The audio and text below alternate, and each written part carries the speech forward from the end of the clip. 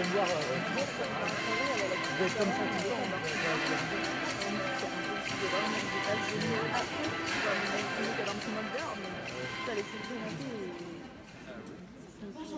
merci de nous rejoindre. Je suis Béatrice Hutter, directrice de la rédaction de l'ADN. L'ADN est un site internet et une revue trimestrielle qui parle d'innovation, de culture numérique et que vous pouvez consulter en ligne et vous pouvez venir nous voir sur le stand à la Startup Factory. Sur scène avec moi, Philippe. Allez, un petit mot simplement. Bonjour à toutes et à tous, Philippe Bloch, moi aussi entrepreneur et animateur d'une émission qui a déjà 12 ans sur BFM Business tous les week-ends qui s'appelle l'entreprise BFM, dont le pitch, c'est l'émission qui donne envie d'entreprendre. Donc c'est un plaisir d'être avec vous et de présenter effectivement, et je te laisse le faire, d'abord nos amis entrepreneurs. Alors avec nous, 3 entrepreneurs, malheureusement quelqu'un d'entre vous n'est pas sur scène. Nous commençons par Lucille Patel de La Beauté, qui nous dira davantage un peu ce qu'elle fait plus tard. Simon de Cano de Good Morning et Paulin Pasco de Agriconomie. Effectivement, qu'on excuse Colline Debelle d'Artips qui devait nous rejoindre et malheureusement qui a un empêchement. Je pense qu'elle doit être en train d'entreprendre à trouver des clients, en tout cas, on espère. Alors, les experts, on a également 4 experts qui vont, madame et messieurs, vous challenger. Julien Sorbin du cabinet BDO, Olivier Mougenot de Nouma. Julien est associé du cabinet BDO. Olivier s'occupe de tout ce qui est, investissement, directeur de l'investissement en Nouma.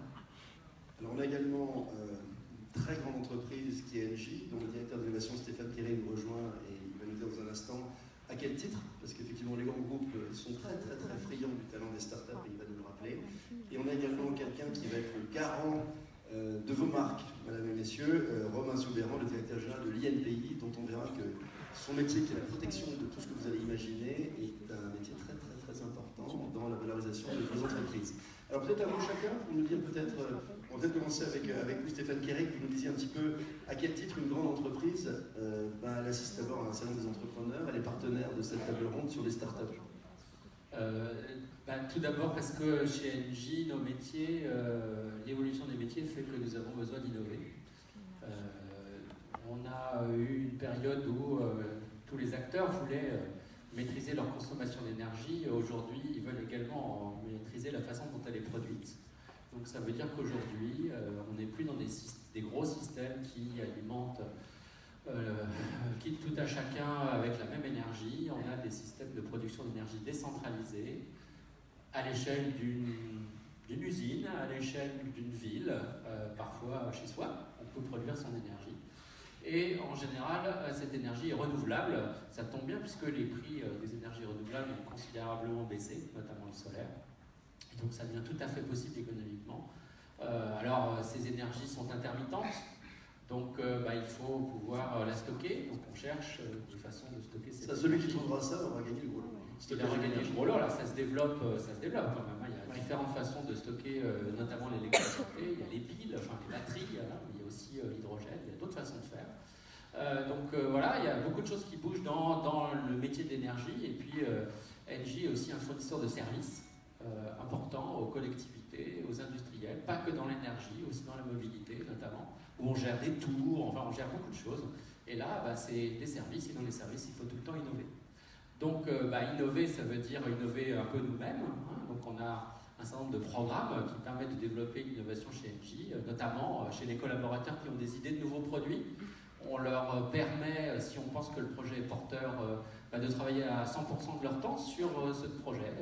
Ils passent 1 an ou 1 an et demi dans un incubateur à l'extérieur d'NJ, comme une start-up, un peu à la manière d'eux, pour développer leur produit, c'est-à-dire le vendre en fait. Et puis surtout, on cherche à travailler avec les gens qui sont innovants autour de nous, et notamment les start-up. Donc, ça veut dire quoi? Ça veut dire aller à la rencontre des start-up. Donc, nous participons à beaucoup d'événements où nous pouvons rencontrer des start-up. On est en ce moment dans la Startup Factory. On est à la recherche de contacts. Toute personne qui est en contact avec nous est reçue par un senior qui ensuite va l'orienter vers une des des filiales opérationnelles pour voir ce qu'on peut faire avec elles. Et puis de façon plus précise, on lance également des appels à projets. On a lancé une petite cinquantaine d'appels à projets depuis 2 ans, 2 ans et demi. Des startups à l'extérieur. Des startups. Ça peut être dans la salle. Vous, peut-être, vous, je ne sais pas. Quel type de sujet? Parce qu'on a besoin, on a un besoin, il peut être technique. Voilà. L'autre fois, c'était voilà, comment j'évite le givre sur des pannes éoliennes. Donc, vous voyez, on est sur des sujets extrêmement concrets. Voilà. Là, ça peut être technique. Des fois, c'est commercial, c'est-à-dire que notre client nous demande des solutions, on n'a pas la réponse à tout. On a l'habitude de se grouper avec d'autres entreprises, des PME. On le fait aussi avec des startups. Donc j'ai un client, une université qui cherche des solutions de mobilité tous sur son campus, et ben on travaille avec une start-up, on lance un appel à projet, on travaille avec une start-up, on présente la start-up à notre client pour qu'elle puisse travailler avec elle, avec un seul objectif à tout ça, c'est des relations commerciales et du développement business. Pas capitalistique? Pardon? Relation commerciale, ça veut dire pas capitalistique? Alors ça peut être capitalistique si derrière il y a une possibilité de développement business. Donc nous ne sommes pas une banque, donc nous n'avons pas un fonds d'investissement purement financier. En effet, on a un fonds d'investissement qui s'appelle Engine New Venture, qui est doté d'un peu plus de 100 millions d'euros et qui investit dans des startups qui sont plutôt en phase de développement commercial et qui ont une activité qui est en phase avec nos grands sujets. Donc cette année, enfin l'année dernière, on a fait une quinzaine d'opérations.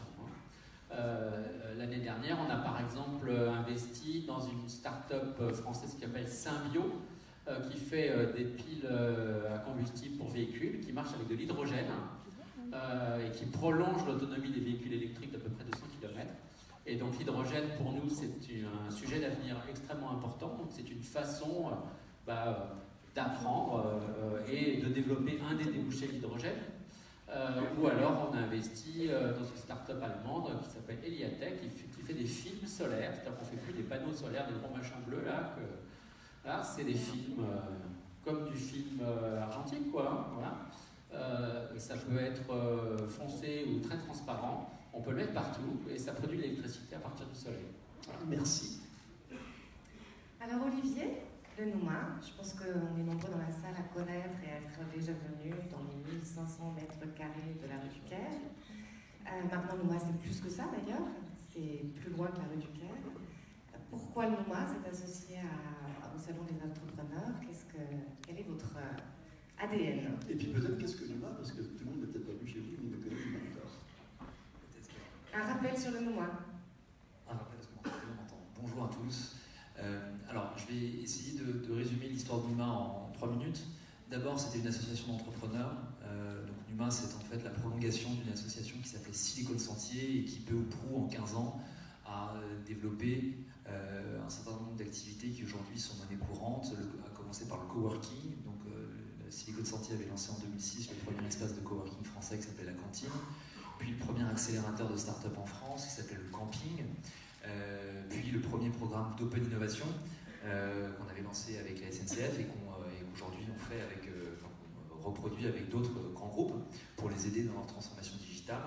Tout ça pour dire que Numa est donc la prolongation de quelque chose qui a une longue histoire et qui est résolument tourné vers les entrepreneurs. Notre mission, c'est d'armer, d'équiper, d'outiller, de supporter, de soutenir des entrepreneurs qui cherchent à résoudre des problèmes globaux qui concernent le monde de 2030. Ce sont des problèmes qui trouvent leur origine dans la croissance de la population, dans la rareté des ressources ou dans les conséquences de la technologie sur l'homme. Voilà ce à quoi on s'intéresse. Pour aider ces entrepreneurs, on a un certain nombre de produits qu'on appelle programmes, sinon, qui sont destinés à les aider à passer de la formation, donc l'ABCD de l'entrepreneuriat, jusqu'à ce qu'on appelle de manière un peu barbare le product market fit, ou ce qui va permettre à une start-up de croître de manière pérenne. Voilà, ce qui symbolise la croissance pérenne de la start-up, c'est-à-dire qu'elle a trouvé son marché. Quels sont ces produits, ces programmes? Ça commence d'abord par la formation. Donc on fait de la formation soit gratuitement, soit dans un certain nombre de grands groupes, où on aide des grands groupes à former des entrepreneurs pour eux-mêmes. Donc c'est de l'intrapreneuriat. Des intrapreneurs. Voilà. On aide après ça, parfois il y a des équipes ou des entrepreneurs, des entrepreneurs ou des gens qui souhaitent entreprendre et qui n'ont pas d'équipe. Et pour ça, on a un certain nombre d'événements ou de programmes. Le premier événement qui s'appelle Adopt un CTO, et le deuxième format qui est celui des hackathons, où des grands groupes vont venir vous solliciter, vous dire bonjour, on cherche quelqu'un qui souhaite travailler sur tel challenge autour de notre système agroalimentaire par exemple, et on a besoin d'entrepreneurs qui travaillent là-dessus. Et donc on propose à des entrepreneurs de se réunir et de former une équipe. Ça, c'est ce qu'on appelle des hackathons. Puis des entrepreneurs qui ont une équipe, mais qui n'ont pas trouvé de use case ou de marché. Et pour ça, on a ce qu'on appelle des programmes d'open innovation. Alors, vous ne verrez pas, on ne dit pas toujours programme d'open innovation, mais ce sont des programmes d'expérimentation où on vous invite à collaborer avec un grand groupe comme Engie pour l'aider à trouver une solution à un problème qu'Engie souhaite.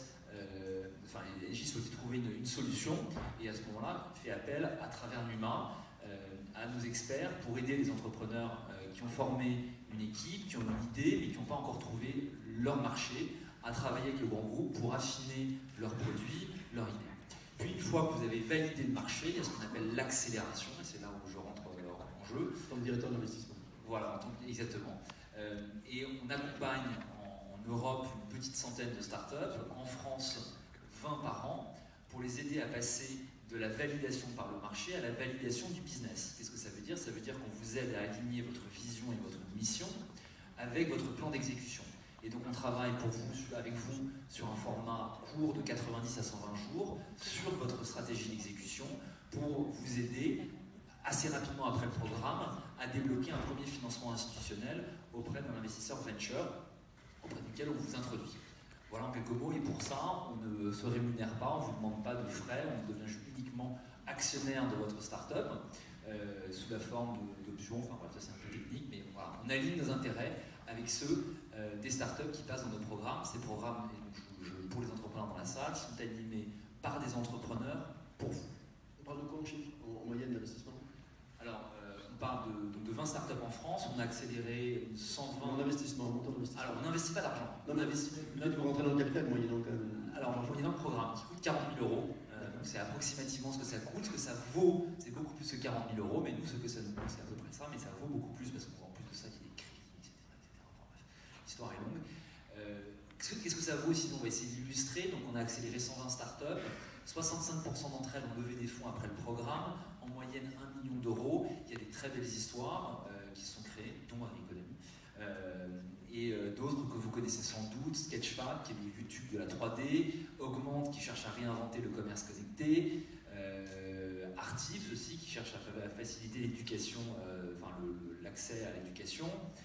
Voilà, il y a un certain nombre de très belles histoires qui sont des réseaux d'alumni et d'entrepreneurs que vous allez aussi pouvoir solliciter durant le programme ou après le programme si vous avez besoin d'échanger. Par exemple, Paolin est potentiellement quelqu'un d'intéressant si vous avez envie de développer une marketplace. Romain Soubéran, je disais qu'il l'NPI est un partenaire auquel on ne pense pas forcément et peut-être pas assez tôt. Je vais peut-être que vous allez me dire. Ça veut dire quoi l'NPI? Ça sert à quoi surtout aux gens dans la salle? Alors bonjour à tous d'abord. L'INPI, Institut National de la Propriété Industrielle. Je ne rentrerai pas dans les subtilités entre propriété industrielle et propriété intellectuelle. L'INPI, fonction de base, dépôt et maintien des titres de propriété industrielle. Alors ces titres, il y en a 3 grandes catégories. Première catégorie, les brevets, c'est ce qu'on connaît en général en termes d'image, c'est ce qu'on voit en premier. Les brevets, ça permet de protéger une solution technique apportée à un problème technique. Deuxième catégorie de grands titres, les marques. Et c'est souvent un point d'entrée, un premier point d'entrée pour une start-up à l'INPI, c'est de protéger son nom de marque. Donc la marque, c'est l'image, la première image qu'une entreprise projette. Troisième grande catégorie de titres, les dessins et modèles. Dessins et modèles, comme son nom l'indique, c'est le patrimoine esthétique, c'est le patrimoine design de l'entreprise. Donc mission de base de l'INPI, dépôt, homologation et protection de ces titres de propriété. Et puis on s'est rendu compte avec le temps qu'il y avait évidemment une bonne appropriation par des groupes très structurés, mais que dans les PME, et peut-être encore plus dans les startups, il y avait une insuffisante conscience de l'importance de ces titres de propriété industrielle, ce qui fait que l'INPI s'est donné comme nouvelle mission, depuis un certain nombre d'années, de fournir des formations dans le domaine de la propriété industrielle. Donc on a une gamme de formations qui sont ouvertes, la première étant d'ailleurs gratuite, en fait elle coûte, mais on a considéré que ça faisait partie de notre mission de service public que de pratiquement, qui est un premier examen en fait de ce qui pourrait relever de propriété industrielle dans une entreprise ou dans une start-up. Donc, mission de communication, mission de sensibilisation également, notamment dans les universités, dans les grandes écoles, pour commencer à sensibiliser les étudiants. Et on le fait avec nos moyens, mais on ne couvre pas encore tout le champ. Sensibiliser les étudiants à l'importance de la propriété industrielle.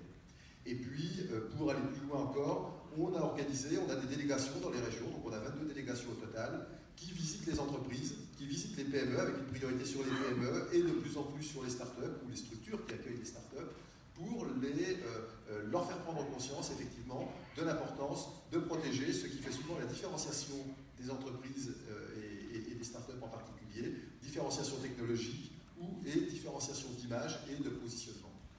Juste une question, j'imagine que toute personne dans la salle qui a eu envie de trouver un nom pour son entreprise, son premier réflexe, c'est de voir si le nom est disponible plutôt en point quelque chose, avant même d'aller voir si la marque est protégeable ou pas. Ce sont deux choses totalement séparées, on est bien d'accord. Le problème est le nom de domaine, qui est un réflexe assez spontané.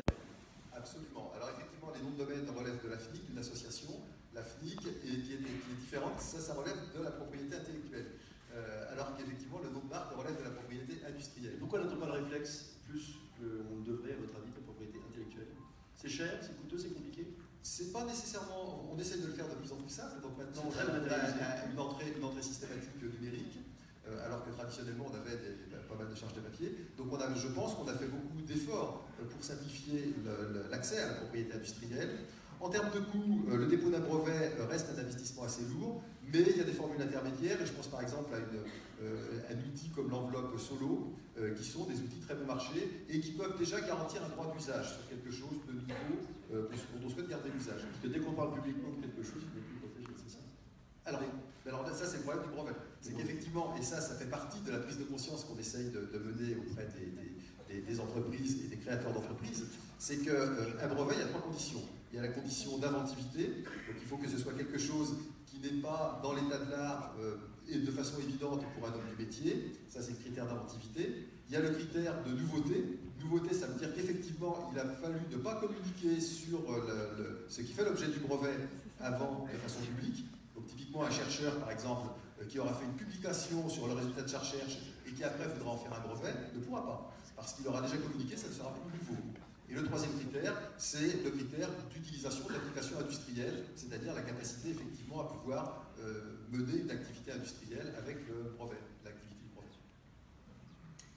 Julien Samba, associé du cabinet BDO, un cabinet d'audit et d'expertise comptable. Vous êtes présent dans 160 pays presque, vous avez 60 000 collaborateurs, un peu plus, et vous travaillez évidemment avec des grands groupes, des PME, des TPE et aussi des startups. Alors effectivement, bonjour à tous, je vois que la salle est pleine, donc ça fait plaisir à voir que finalement l'entrepreneuriat, les startups, ça attire toujours autant, donc ça c'est très positif. Donc effectivement, on travaille en France avec 17 000 entreprises, donc effectivement pour nous c'est normal d'être présent dans un salon comme le salon des entrepreneurs, parce que nous-mêmes nous considérons comme des entrepreneurs. Et si je peux faire un lien avec vous, en fait, par rapport à notre métier, on est convaincu que, comme vous, en fait, il y a des disruptions, pardon. Et dans notre métier, on est aujourd'hui, on est pile à un moment où il y a un virage technologique, la transformation digitale, je pense que ça vous parle tous. Et c'est exactement pareil pour nous. Et c'est pour ça qu'aujourd'hui, nous souhaitons travailler pour le compte des startups, une partie qui sont des clients, mais également dès que l'on peut adapter des solutions développées par nos clients ou d'autres startups, on les récupère et puis on les intègre dans nos propres solutions. Voilà. Il est très différent de travailler avec une startup qu'avec une TPE, c'est quoi la différence? Alors en fait, oui, il y a une bonne différence. Alors pour être honnête, on s'est posé la question il y a quelques temps chez BDO, parce qu'effectivement tout le monde parle de startup. C'était ma prochaine question, c'est quoi une startup? Ah, ça tombe bien, je vais le définir. Non, en fait, c'est très très compliqué. Si je peux faire un peu d'étymologie, si vous prenez plusieurs dictionnaires, par exemple le Larousse ou le Vernimène qui est plus financier, vous aurez deux définitions complètement différentes de ce qu'est une startup. Et les deux sont justes, les deux peuvent être considérés aussi comme fausses. En fait, chez BDO, alors je vais vous donner notre définition, on n'a pas vraiment défini. Voilà, tout simplement, c'est très compliqué. Par contre, on a. En gros, c'est quoi? Alors, en gros, en fait, on a plutôt défini un cadre avec des caractéristiques communes.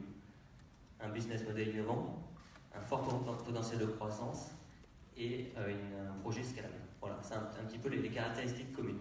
Alors, vraiment, il faut pas Scalable, le scalable, oui, pardon. Tout le monde n'a pas de terminologie, quoi. Non, oui.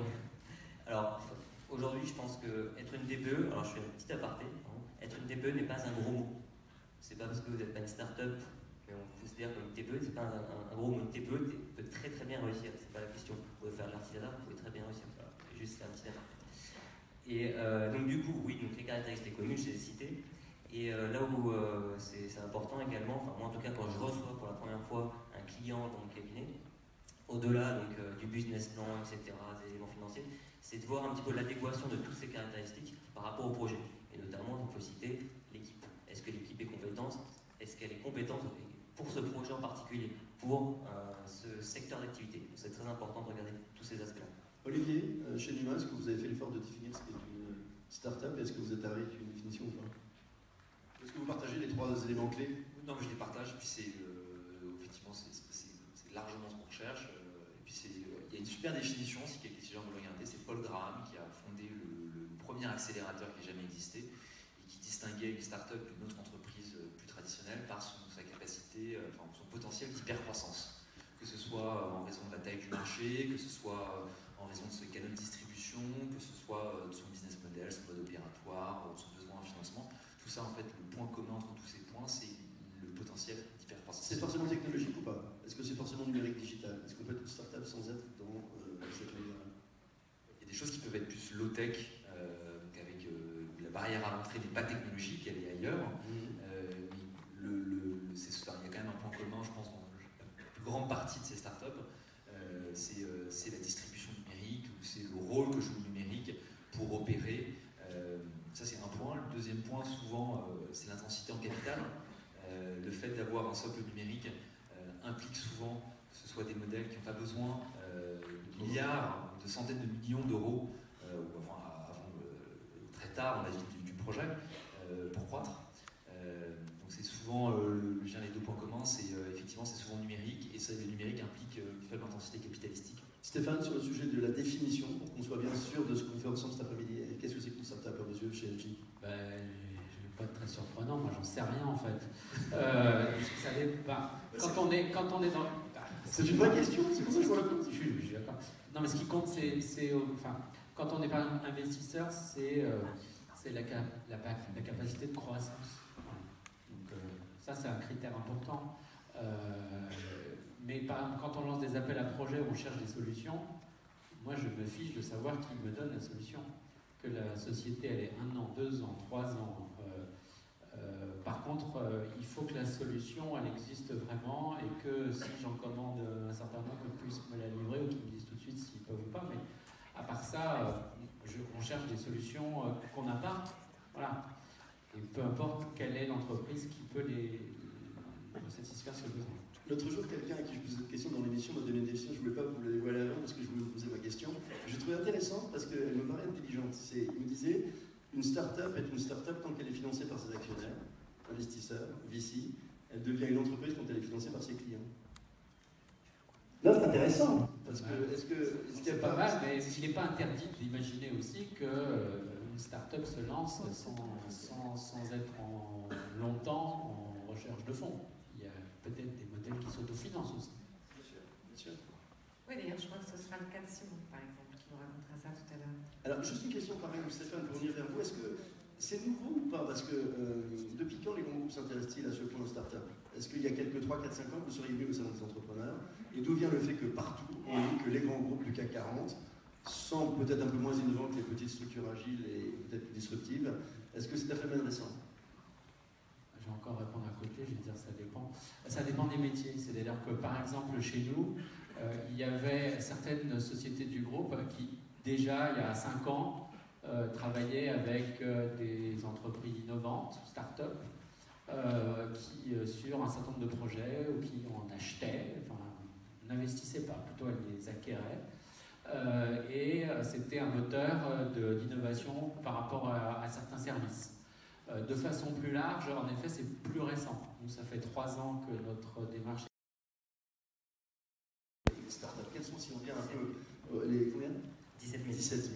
Quels sont les besoins différenciés entre une start-up en termes d'accompagnement, sont leurs faiblesses ou leurs besoins au départ, que vous identifiez comme étant différentes de celles d'une entreprise en termes plus classique, qu'on n'appellerait pas start-up?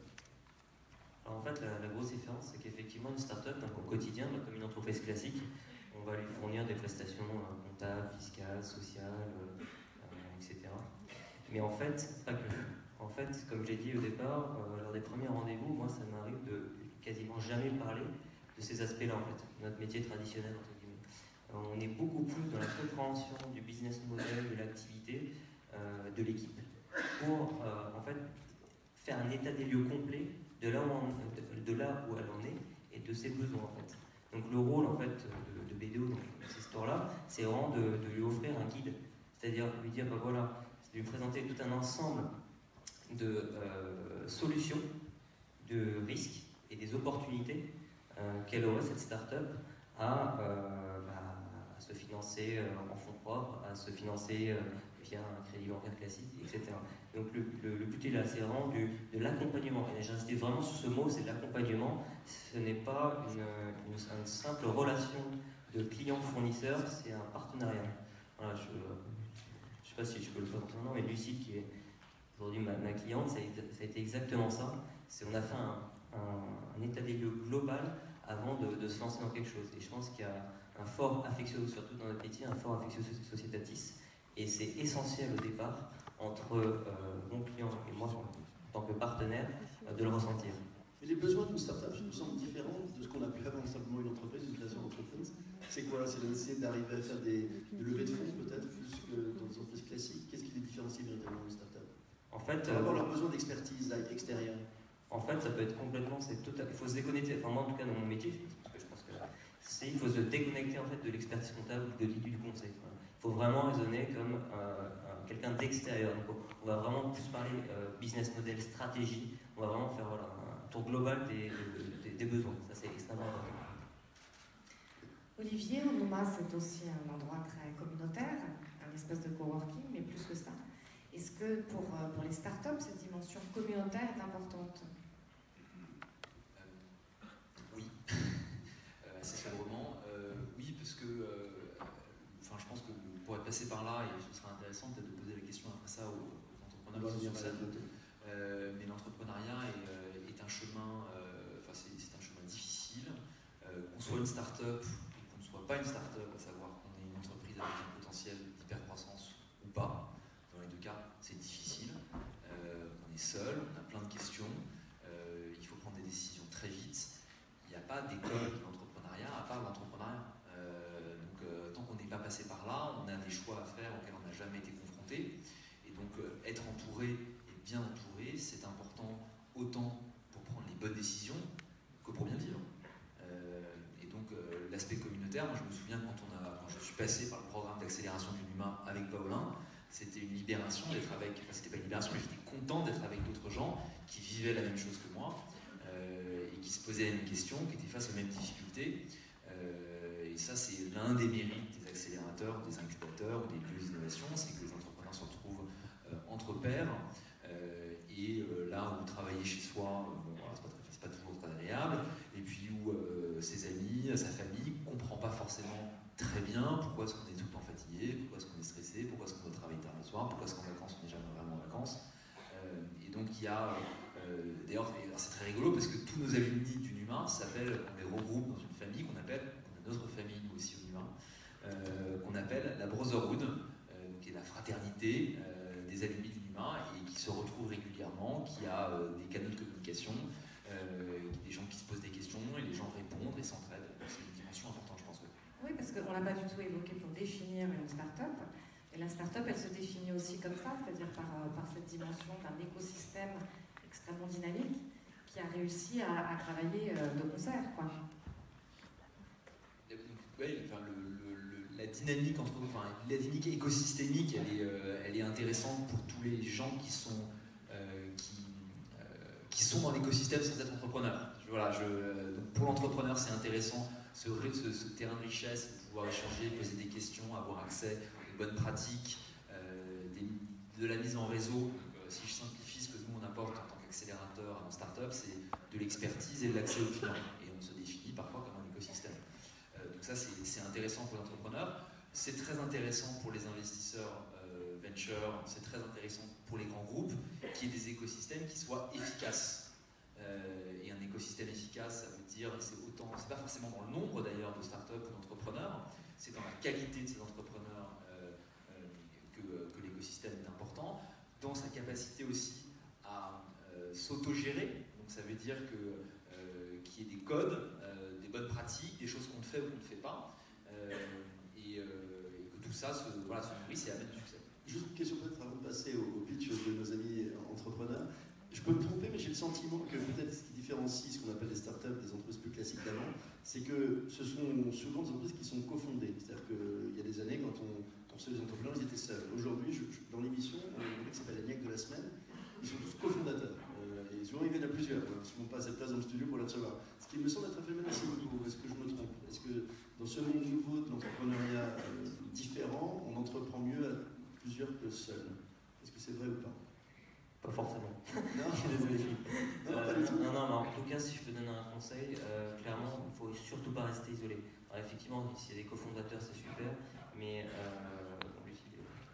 que je connais bien est seul, mais en tout cas, il ne faut surtout pas rester isolé. C'est-à-dire, il y a un investisseur qui sonne à votre porte, savoir, tiens, qui veut mettre X millions d'euros dans votre capital. C'est vrai que le premier réflexe, c'est quoi? C'est de se protéger. Ça, c'est un autre sujet, le fait de se diluer ou pas se diluer. Oui, je parle de la création à plusieurs. La création à plusieurs. Est-ce que c'est pas une tendance? Olivier, vous avez le sentiment de l'acquiescer, peut-être Stéphane aussi, je ne sais pas par rapport à les entreprises dans lesquelles... Juste un témoignage, là c'est interne. Mais donc on ouvre aux collaborateurs la possibilité de développer des idées de nouveaux produits. Et donc en général, on a une personne qui a une idée. Quand on passe à la phase d'incubation, c'est-à-dire qu'ils vont passer 100% de leur temps dans un incubateur externe, ça peut être au NUMAS, ça peut être chez Paris & Co à Paris, par exemple, au village du Crédit Agricole. On constitue une équipe, toujours. Et c'est pas le porteur de l'idée avec des stagiaires ou avec des subalternes. Ce sont des associés. On crée une équipe d'associés. Donc là, on n'est pas dans un spin-off, on est dans le cadre. Oui, enfin, ils ont le choix, mais disons qu'en général, ils restent collaborateurs, mais on constitue une équipe. Donc voilà, une idée et une personne, ça peut arriver, mais c'est assez. Enfin, on pense que c'est plus rare que ça réussisse que si on est une équipe. Olivier, sur ce sujet, est-ce que vous validez ou pas l'idée qu'il y en a plus qu'avant? En tout cas, on s'associe plus pour créer qu'avant. Alors, je suis jeune encore, donc j'ai l'avant. Oui, une façon de dire que je suis vieux, c'est sympa, mais. tout ça pour dire que la comparaison avec l'avant, elle n'est pas évidente, même si je vois bien que dans les modèles d'économie traditionnelle, il y a plus d'entrepreneurs qui sont ce qu'on appelle des solo founders, des entreprises où il y a un seul fondateur. L'une des particularités du numérique, ou d'une start-up, on va dire, c'est que toutes les compétences ne sont pas dans une seule personne. Voilà. C'est ce que je voulais juste ajouter, c'est aux réponses à laquelle je suis parfaitement d'accord, c'est des entrepreneurs ou un entrepreneur qui est à l'origine d'une idée doit se poser la question de savoir quelles sont les compétences clés dont j'ai besoin pour aller chercher ce premier round de financement, et à partir duquel je pourrais avoir salarié des gens qui ne seront pas founders mais qui seront salariés. Et sous quel horizon de temps est-ce que je veux faire ça? Si je veux faire ça en 5 ans, peut-être que je peux y aller tout seul, parce que j'ai 5 ans pour le faire. Si je veux faire ça en 12 mois, j'ai peut-être besoin de gens qui vont me permettre d'aller plus vite et qui vont aussi, par la même occasion, apporter de la richesse, et leur expérience personnelle, leur avis, éviter de prendre des décisions, de se faire un solo trip sur quelque chose qui n'existe pas ou qui n'a pas de raison d'être. Donc il y a un vrai intérêt d'aller plus vite, d'avoir des compétences et plus de richesse pour limiter l'erreur ou aller vers le succès. On essaie de connaître un peu nos entrepreneurs. Oui. Alors la règle du jeu est assez facile, assez simple.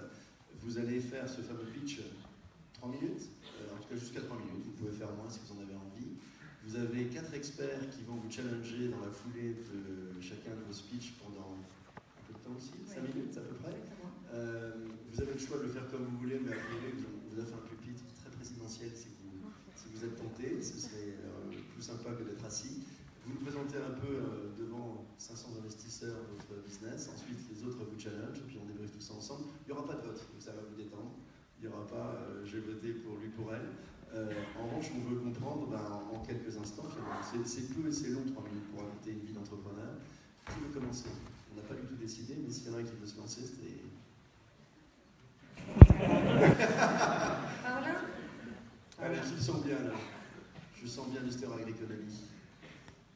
accueil et on peut l'encourager. Je crois que c'est important.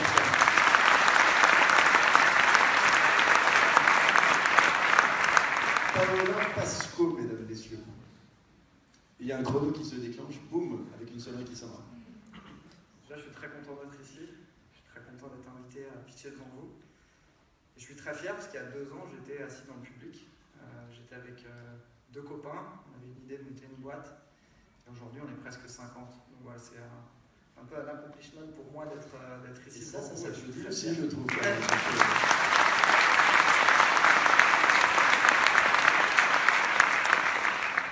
Donc, je m'appelle Paulin Pasco et je suis un des 3 cofondateurs d'agriconomie.com. Agriconomie.com, c'est une place de marché, un site internet qui permet aux agriculteurs d'acheter tout ce dont ils ont besoin sur leur exploitation, dans leur entreprise. Donc on aide les agriculteurs à mieux acheter leurs semences, leurs pièces détachées, leurs engrais, etc. Et on leur fait économiser du temps, parce qu'ils vont tout trouver au même endroit. Et on leur fait économiser de l'argent, parce qu'on met en concurrence différents distributeurs. Et la vision de l'entreprise, c'est vraiment d'aider l'agriculteur à mieux acheter. C'est ce qu'on fait aujourd'hui, c'est le premier étage de la fusée, les aider à mieux acheter. Mais demain, on veut les aider à mieux vendre tout ce qu'ils produisent sur leur ferme. Donc les aider à mieux vendre leurs céréales, leurs carottes, leurs pommes de terre. Donc l'histoire est née en 2014, exactement. On a lancé la plateforme en juillet 2014, donc on a 2 ans et demi. On était 3 issus du secteur agricole. Donc mes 2 associés sont fils d'agriculteurs, moi-même petit-fils d'agriculteur. Donc on a eu cette idée, on s'est lancé, on a intégré le NUMA et le camping, donc son programme d'accélération. On a également été au MOVJ. Et on a transformé notre idée, notre ambition, notre vision en un produit concret qu'on a lancé donc en juillet 2014. Donc depuis, on a pas mal grossi parce que on intègre avec nos associés notre 50e salarié lundi. On est très fiers. Aujourd'hui, on va faire à peu près 20 millions de volume d'affaires pour notre 3e exercice. On a un peu plus de 8000 clients. On est présent qu'en France, mais on commence à travailler pour proposer notre service, proposer notre création de valeur à d'autres agriculteurs à travers l'Europe. Et on est très fiers de participer à la transformation du secteur agricole. Et on est très fiers de participer à la libération de beaucoup de nos agriculteurs, qui sont des serial entrepreneurs eux aussi, autant que vous et moi. C'est vraiment une population qui travaille fort, qui doit être bon financier, bon commerciaux, qui doivent savoir bricoler, vendre, acheter. C'est des vrais serial entrepreneurs et avec Agriconomie, on veut leur donner les clés pour être plus productifs demain. Voilà.